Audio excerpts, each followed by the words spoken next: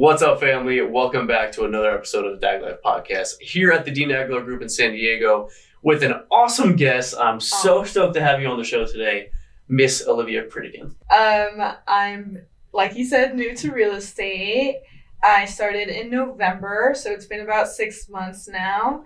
I'm really liking it. Mm-hmm. I think this is a cool job. I think it's fun. It's grind, but what isn't, what's worth doing that's not.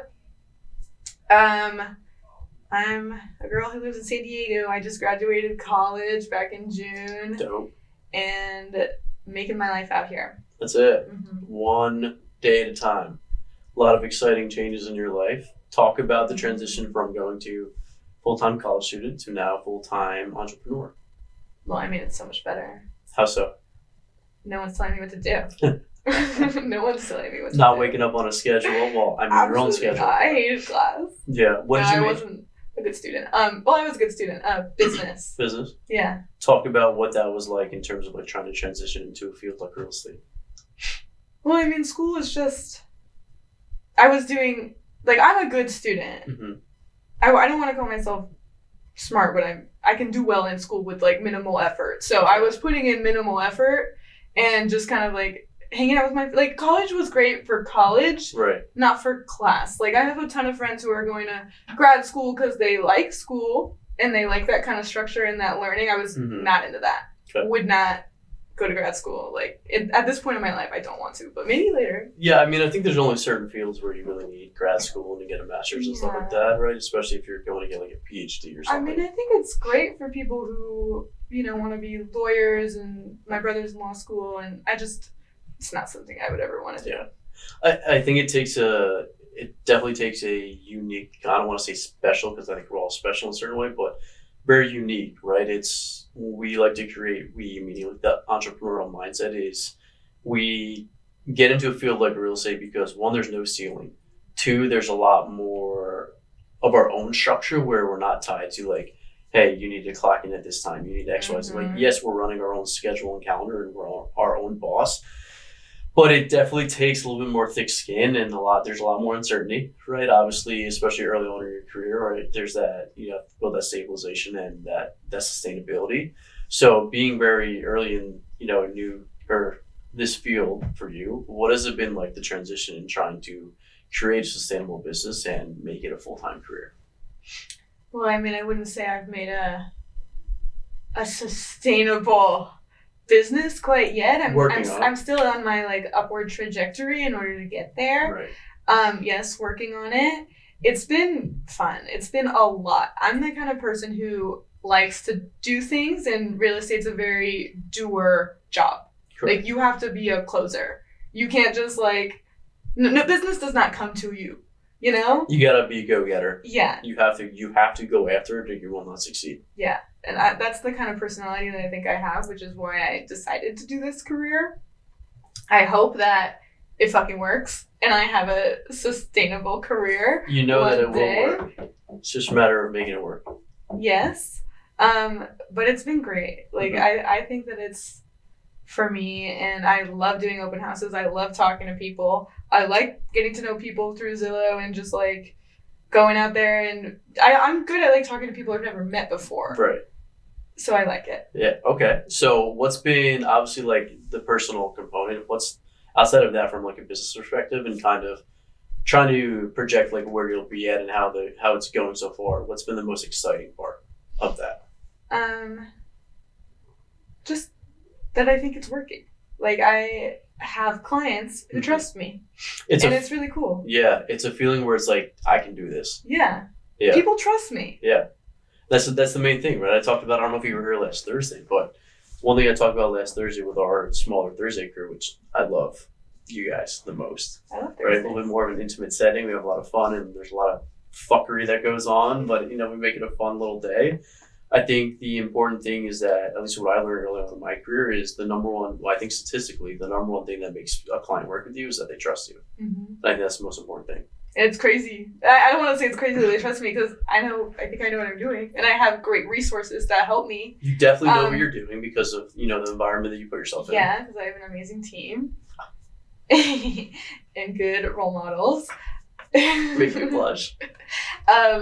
No, but yeah, it's cool that nobody's like doubting me. Because I kind of thought that I'm young and I'm new. Yeah. And I'm not out there telling people that I'm new, but they think I know what I'm doing because I talk like I do and I do. Yeah, and you do know what you're doing. Yeah. So let's stay on that, right? So obviously with getting into an industry like this where there's a lot of moving parts, a lot of things to learn, because when you study and take the exam, has nothing to do with actual real estate. No. What has been the highlight of the environment you surround yourself in, and how you made it over to the team in general? The highlight is the people, role models like Lou. Don't kiss my ass on camera. Your nose looks a little brown. I'm just kidding. The highlight is just that it's really an exciting, energetic group of people, and it's not at all boring, which is something I did not want out of a job. So I feel lucky for that I like wake up every day and I'm not like, oh my god, I have to do this again, Yeah. And hang out with these people again. Right. Like I don't have to have lunch with the same people every day. It's super great of a job and an environment. And I forgot what the second part of your question was. I did too. With you being in the environment, right? Like with DAG, I often like to tell people that we are a very unorthodox group of people in the best way possible. So how did you find your way over to us? And what was it where you felt like, okay, this is home? Okay, so how I found my way is my mom's a real estate agent as well, but she's up in LA.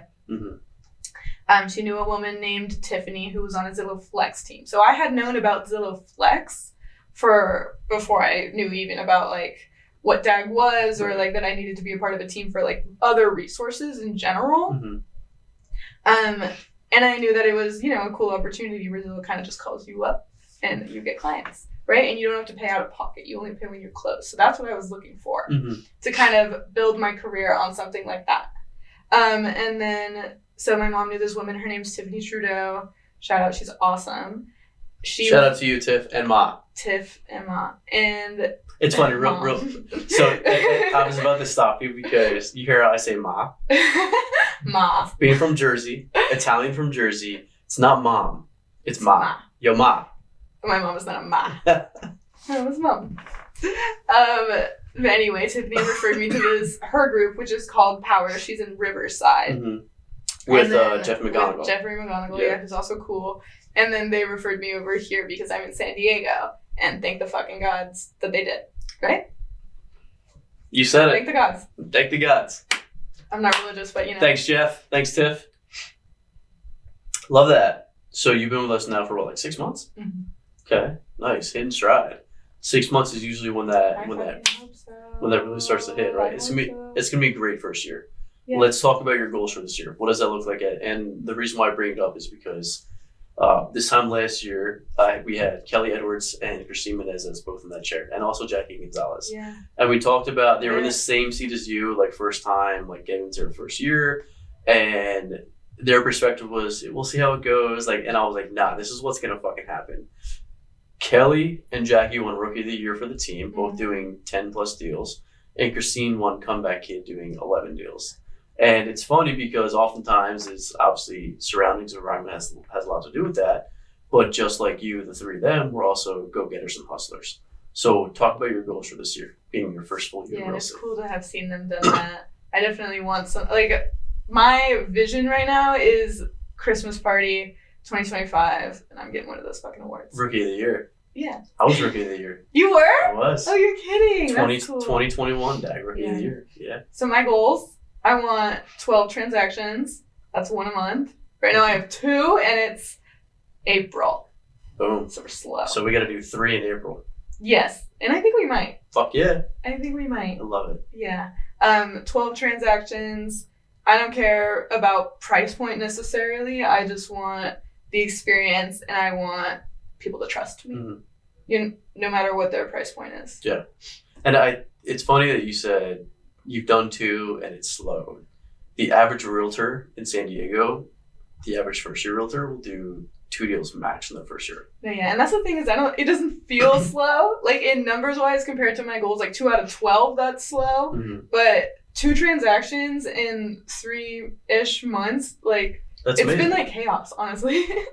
Like I can't imagine what it's like to have multiple escrows at one time. Controlled My head's gonna chaos. fall off. No, you'll be fine. And I think it's a testament to like having the support around you where you manage it, right? We often talk about we don't want a deal doctor, we don't want a baby one deal at a time.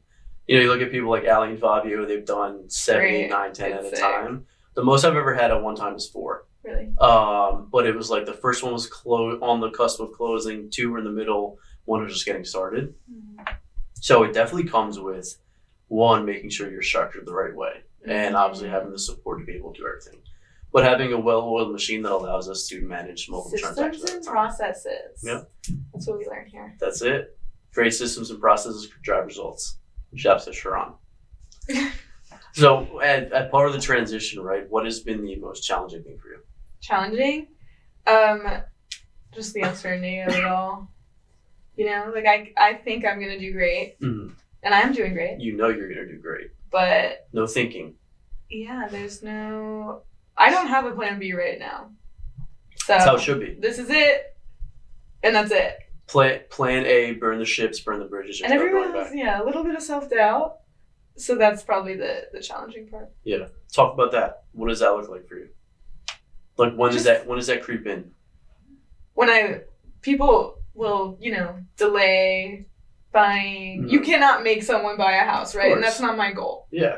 So you get this industry is difficult because you get so close and then all of a sudden you're so far. I lost $40,000 of gross commission this year. A net of $135. A net of about $32,000. Yeah. Yeah. But think about how much you've made. Yeah, but still, right? Going along with your point, right? The perspective, obviously, I'm off to the best start of my career, and it's phenomenal. And the rest of this year is going to be great. I know it is, but I've also lost $40,000, and you can't go into another job or career where like I just lose $40,000 like that. Mm-hmm. Sales components and commission-based jobs is tough. You're not losing money though. Yeah, correct. You gotta have the thick skin and stuff like that, and it is one of those uncertainties where if you're not an escrow, you don't know when that next check is coming. Yeah. And knowing that I was 1 week away from one closing and 2 weeks away from another closing for an extra $40,000 this year, like, yeah, it hurts for sure. So I definitely understand like the uncertainty where like how close you can get. It's part of the game. It is, and that's kind of like the exciting thing. It's like the chase, right? It's like that. It's like a runner's high. Yeah, it's exciting. It is exciting because there's no ceiling. Like you can make as much money as you want or as little as your work ethic, right? So, and I know with the transition being different for you, real estate was never like the primary goal. Talk about like kind of when that changed where like you were like, all right, real estate's the goal now. Mm-hmm. So I think because my family is in this industry, mm-hmm. I have a sort of like rebel mindset where I don't like want to do anything that they do. Love that. I also... Sorry, real quick. Mom and grandmom, right? Yeah. Okay. I also was in a different city throughout my entire like last 5 years of my adult life. And so I always imagined myself going back to LA after graduating. Mm-hmm. But I decided not to do that. And so once I decided that I was going to be at this distance, that doing real estate wouldn't be doing real estate with my family. It would be my own thing. Your own chosen which is what family. It had to be. Yeah. Because I wouldn't be able to do it. Why not? Just because it's too much. Okay. It would go insane. And why I asked is because I'm the same way. Right? I grew up blue collar Italian from New Jersey. My dad had a construction business. And I worked for him from 13 to 17. And one day I was like, Dad, fuck this. I'm out. I can't do this anymore. Mm-hmm. Much different because I was a teenager, but I'm the only one of my family, older brother, younger brother, that went white collar. Really? And where my entire family is contractors, landscapers, or maintenance, like the whole blue collar component back in the East Coast. It was very common, especially with our culture back from where I'm from. But it just became a thing where it's like I have a different path and a different route to go and found my way all the way across the country. So I get like the rebel mindset of like I got to do my own thing. What are you like most excited about like for this year? I mean, a lot of new things are happening to me right now. Mm-hmm. I just moved. Like I moved to a new neighborhood. I'm like making lots of new friends. I like have a new roommate now who's a whole new world opening. Like I'm excited it's part of my goals to expand my SOI as much as possible. Right. My sphere of influence. And so that's really exciting. I'm going to meet a lot of new people. Like, I don't know where they're going to take me. You can't kind of predict these things. Yeah. Everyone's different. And so just putting myself out there as much as possible, making as many new connections, doing crazy things as much as possible. Gotta live life. Yeah. Gotta live life. I think I made a post this morning on social media about like April. There's this thing called like the April theory, where it's like the end of one season, the start of like the rest of the year. Like the end of the winter, the end of kind of like the slow season and like cold season and this and that. Depending on where you're at, obviously it's never like frigid cold here. It gets chilly. I thought it was cold. But I come from the Northeast, a little bit different. I thought it was really cold. But April is kind of starting of like the new season, the new energy, the new vibes, new opportunities, and it's right on par with like your life having gone through so many changes and differences with where you're at. Definitely exciting stuff. I don't know where I was going with that thought. Oh, yeah, it's gonna be warm. I'm so excited. Yeah. No, but I agree. This is the start of a completely different chapter that I've never been on before. And even though I started real estate in November, I feel like right now is where my life is going to like launch. Yeah. And it's funny because we often say, like, when people come in new, it's like, hey, be prepared for like a 6-month like trial period. It's not much like a trial, like we'll see how it goes. I'm scared for my 6-month call with Gil. No, don't be. Like you're killing it, you're doing great. We love having you, the energy that you always bring, and obviously the contribution to the team. We always just kind of give that 6-month outlook because people think they're gonna come into real estate and like right away it's gonna hit. That doesn't happen. Some people it takes a year, some people it takes a week. The average is about that 6-month mark. Yeah, a little not misled, but like I don't think I realized how long it would take either. Yeah, we'll talk about that. Like, what was your expectation and why? Well, I didn't know that you guys had to train me to go onto Zillow. I was like, I have to wait for this. I have to show up on Thursday for this. I thought that I was gonna get on. Did you really? Yes. I didn't know. So that I obviously was like going to open houses and doing that whole thing. Which I knew would like take a little while. Yeah. But I don't know. I just didn't know I had to be trained to put on Zillow. I was like, I'm gonna do it now. Hey, just take a call. We know you don't know what you're doing, but yeah, just figure it out. I don't know. I was like, hey, what's up? No risk at all whatsoever. No, I love it. And that's I think that's one of the key factors with you is I think one of my favorite things about you is you're fearless. You're fearless and you're kind of. I like that you think I'm fearless. You dive head first right into the deep end, and you just swim with the sharks, and that's a sign of somebody that's going to make it. Cool. A lot of people that are a little bit more fearful, where they're a little bit like timid in terms of hesitation of what they can or can't do and what they're willing to do, and you're not that way. That's an indication, at least from my perspective, from an entrepreneurial mindset and like the ability to kind of go after and get it, that you're going to be very successful. So don't lose that. Because you need that. That's important, right? I have fears about some things, but not necessarily about this. What do you have fears about? Like deeper things. Sharks. Okay. Sharks. What's your deepest fear? Just not making it. Yeah. You know. Okay. And what does that look like? When you say not making it, like real estate just not being your thing? Yeah, just not being able to like have the freedoms that I want because I, have to work a 9 to 5 because that's the only job I could get. But I asked you about HRL advice, and then we got to when you were said you didn't stress much, and then you were. So when I was a junior and a senior, I like kind of went balls to the wall with my jobs, and I did a lot of different things, and I tried a lot of different clubs.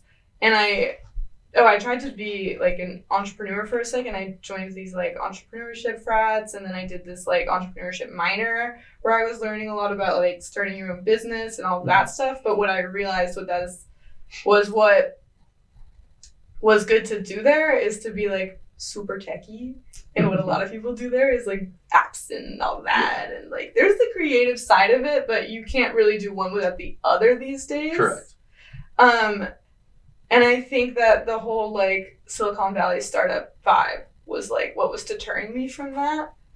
And so I essentially just started applying for sales jobs. I was like, I need something and I'll figure it out later. Yeah. Yeah. Okay. I was like, I knew that it was going to be like another sort of buffer, but like it would do it for a few years and then change. Like that wasn't going to be the rest of my life. I knew that. Yeah. It's just kind of opening all the doors that that came to you just walking through every opportunity. Let's live post-grad for a second. Like, everything's fine. Yep. You'll get a job. And it'll be fine. Okay. All right. And here we are. Yeah. I didn't do that. Everything worked itself out, and you... Oh, my God.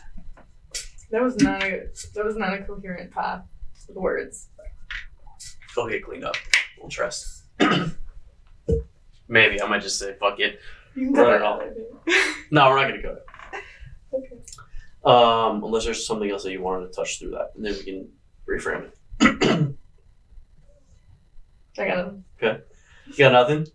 You got nothing for me? Okay, cool.